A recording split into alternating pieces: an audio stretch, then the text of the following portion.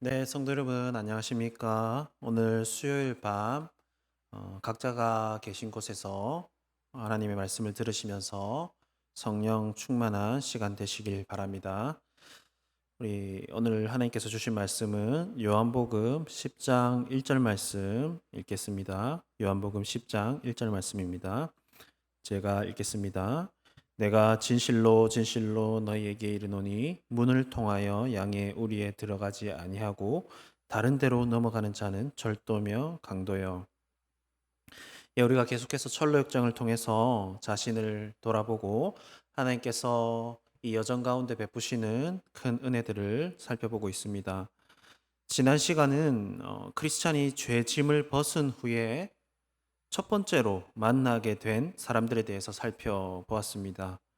크리스찬이 만난 사람은 총 3명이었는데 그들은 함께 누워 있었고 발목에는 쇠고랑이 채워져 있었습니다. 크리스찬은 그들이 심판의 위험 가운데 놓여 있음을 알아채고 그들을 깨워서 족쇄를 풀어주려고 했습니다. 하지만 그들은 이 크리스찬을 거부하였습니다.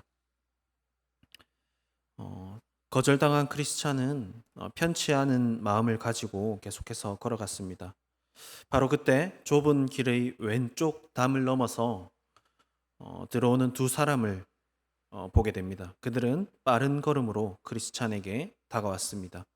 그들의 이름은 형식주의자와 위선자였습니다. 크리스찬이 그들에게 묻습니다. 당신들은 어디서 오는 길이며 어디로 가십니까?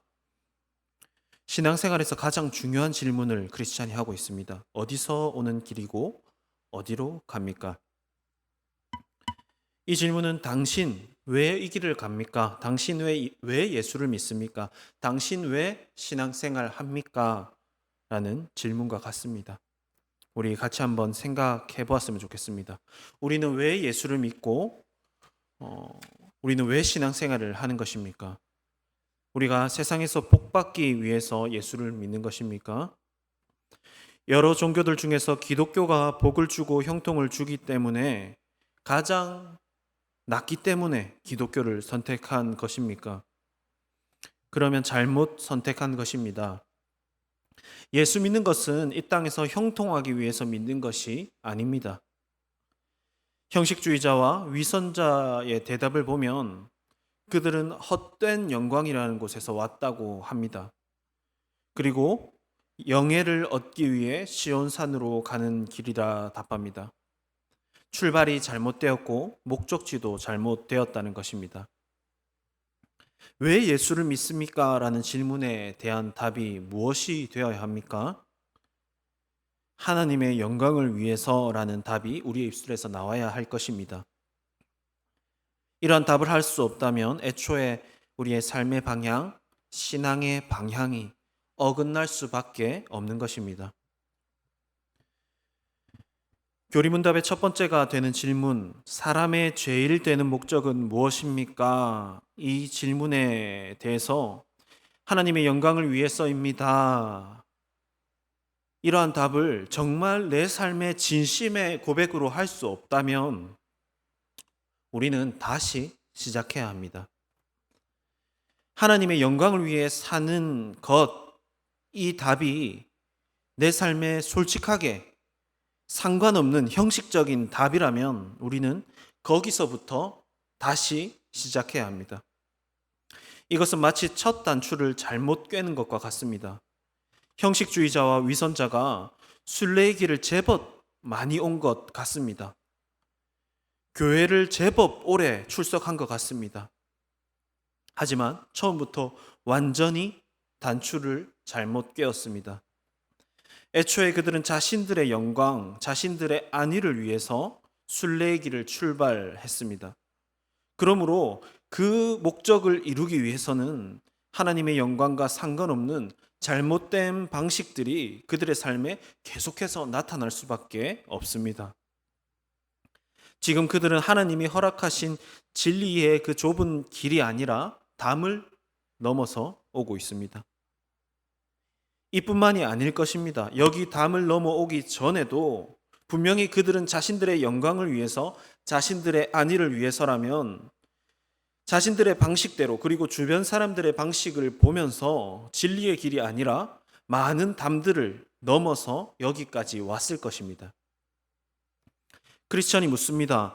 왜 이 길의 입구에 있는 좁은 문으로 들어오지 않았습니까? 문으로 들어오지 않고 다른 길로 넘어 들어오는 자는 도둑이요 강도라고 기록된 것을 모르십니까? 형식주의자와 위선자가 이렇게 답합니다.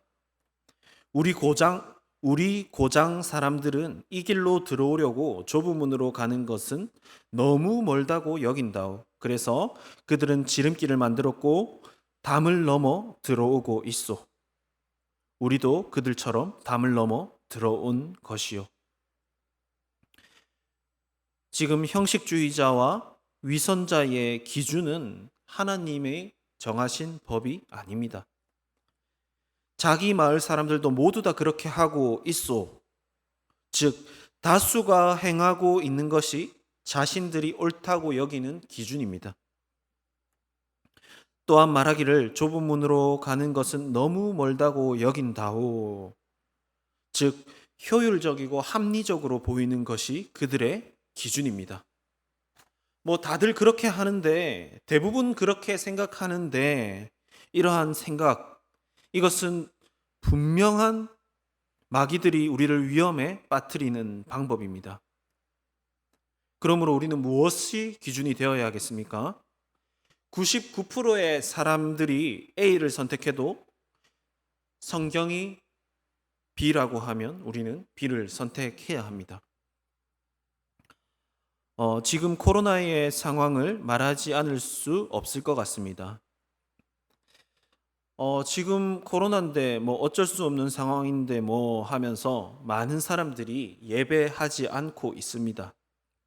많은 사람들이 기도를 멈추었습니다. 그러면 많은 사람들이 예배하지 않기 때문에 기도하지 않기 때문에 하지 않으시겠습니까? 많은 사람들이 대충 예배를 시청하기 때문에 그것이 기준이 되어서 나도 그렇게 하시겠습니까? 성경 어디에도 예수 믿는 것이 쉽다고 말하지 않습니다. 예수 믿는 것은 TV 시청하거나 교양을 높이는 그런 것이 아닙니다. 과거에는 예수 믿으면 핍박도 많았고 고난도 많지만 지금 시대는 그렇지 않다라고들 합니다. 물론 맞는 말입니다. 한편으로 맞는 말입니다. 예전에는 예수 믿으면 순교당하고 또 가까운 과거 어르신 세대를 보면 교회 나간다고 매 맞고 쫓겨나고 머리 깎이고 그러했습니다. 그런 의미에서 지금은 그러한 핍박은 거의 없습니다. 하지만 이제는 다른 의미에서 핍박이 시작되었다고 생각합니다. 싸움이 시작되었고 고난이 다른 의미에서 시작되었습니다.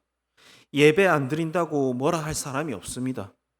하지만 예배를 위해서 최선을 다하면 주변에서는 혼자 유별나게 왜 저러냐 하는 시선을 받는 그런 세상이 왔습니다.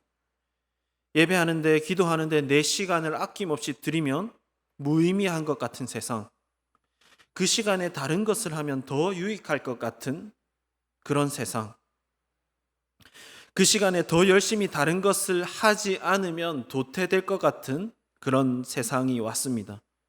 왜냐하면 주변에 아무도 그러한 사람이 없기 때문입니다. 좁은 길, 불편한 길을 가는 사람이 없습니다.